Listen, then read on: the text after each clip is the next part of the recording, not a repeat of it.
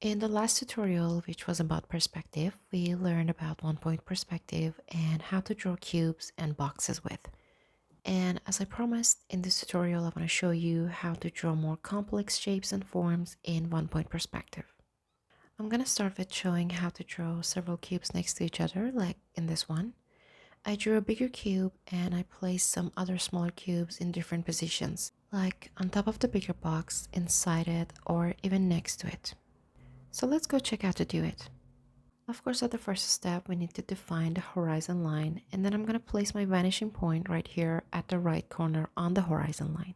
Let's simply just start by drawing a 2D square shape, and then again, just like what we did in the previous tutorial, we'll draw 4 lines from each of the corners of that square to the vanishing point. And then after we got our 4 lines, we'll draw another square right behind this one. And this one is actually like a copy of the first one. And again, the corners will line up with each of the lines that we drew back to the vanishing point.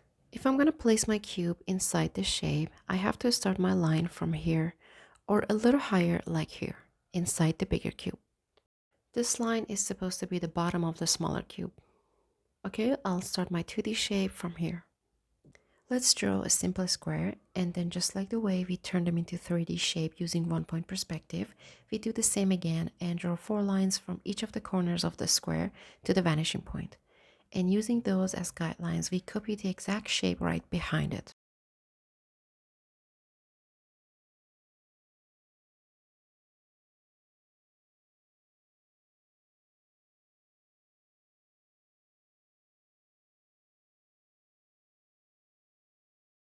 And to draw one on top of the cube, just simply start by drawing another 2D shape. Try to draw the square on the roof. And then again, we'll connect the corners to the vanishing point, and as they recede back into space, they help us to find the side and back planes of the cubes. So let's finish the cube by drawing another one at the back. And just as simple as this, we drew another cube on top of the bigger one. And let's say I'm going to draw another one next to the main cube. I can draw my initial square right here, and then we'll do the same process for this one to turn it into a 3D shape. We'll draw the back of the cube. I'm just making my lines darker to be more defined. Here I drew some cubes really quickly.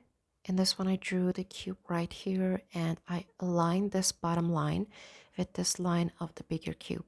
In this example, I drew the cube again inside the bigger cube, but I placed this bottom line a little bit higher than this bottom line of the bigger cube. So you can try both. These are more like square cubes, but for these at the left side, I used rectangles to draw the cubes. Now let's jump onto more complex shapes and how to use 1 point perspective to draw them. Again, we'll start by defining the horizon line and then the vanishing point. Now I'd like to draw a shape here from my imagination. It really doesn't matter what kind of shape you draw, just a random shape. It can be something like a combination of several boxes attached to each other. Now take your ruler and draw a line from your vanishing point to every one of these corners that your shape has.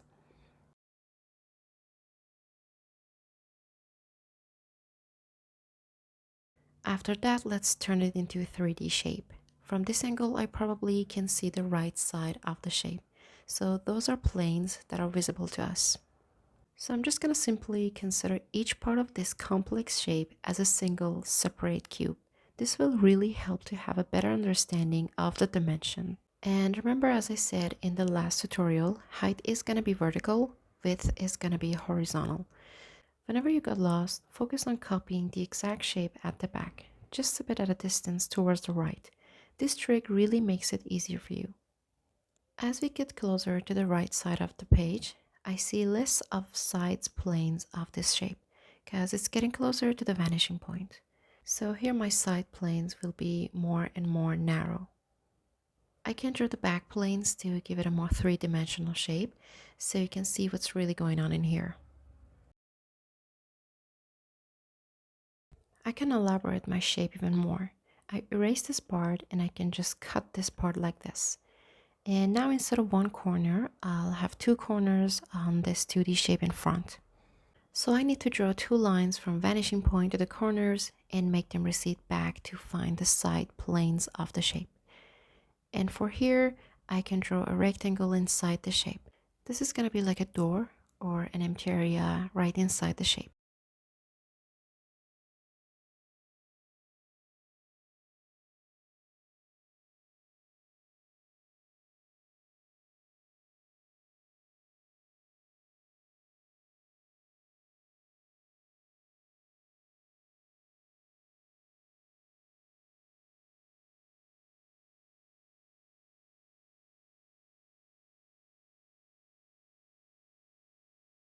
This kind of perspective practices could be really helpful in drawing some objects like chairs, tables, and cars, because these objects are nothing but a few simple boxes attached to each other. And there are even some curved shapes in here like wheels. So this practice is pretty much like drawing a simple box, and it's not really that difficult and confusing if you just see it this way. You just have to play with this simple box. You could cut this corner, for example, you can put another shape inside it, and you can simply turn it into a more complex shapes. So try different shapes from different angles and try to be creative and see if you can challenge yourself and find the corners and angles of these shapes to turn them into a 3D shape using 1 point perspective. I like to draw some random shapes like these in here and then use them to practice. Here's another example I drew freehand. I just started to draw the shape and then I tried to connect each of these corners to the vanishing point. From this angle, we can only see the left side planes of the shape. If you want to elaborate the shape and turn it into a more complex shape, you can, for example, cut it from here, here, or maybe from other corners. Okay, let's try another form. I'm going to choose something simple to draw, and then I'll just connect the corners to the vanishing point with, I guess, 6 lines. From here, I can see the bottom and left planes of the shape. So I don't necessarily have to draw lines to every single corner I have in my shape, just those I need.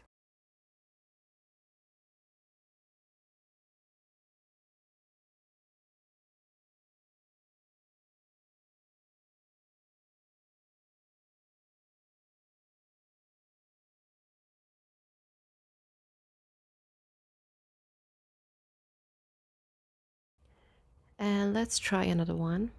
But this time we're gonna draw one on the left side of the horizon line, and since it's placed on top of the horizon line, we have a view of the bottom and right side planes of the shape.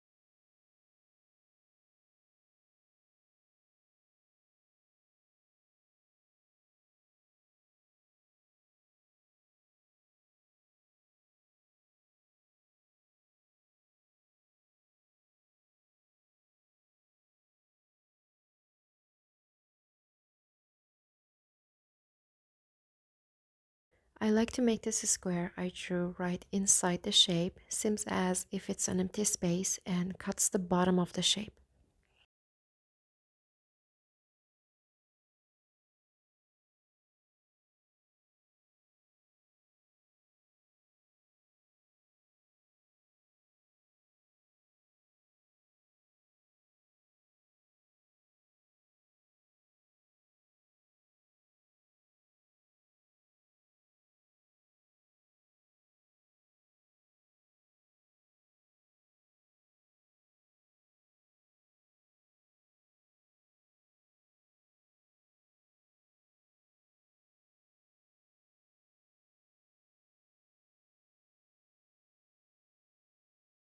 And we can also try drawing a letter. Let's choose a letter E for this example.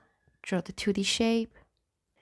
It is placed on the bottom and right side of the horizon line, so it means that the top and left side planes are the planes that are visible to us.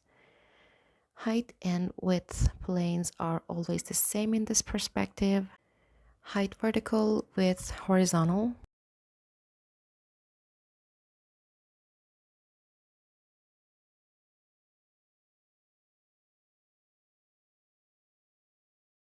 And for this third rectangle at the bottom, I can just draw the back of the shape like this and end it at this spot.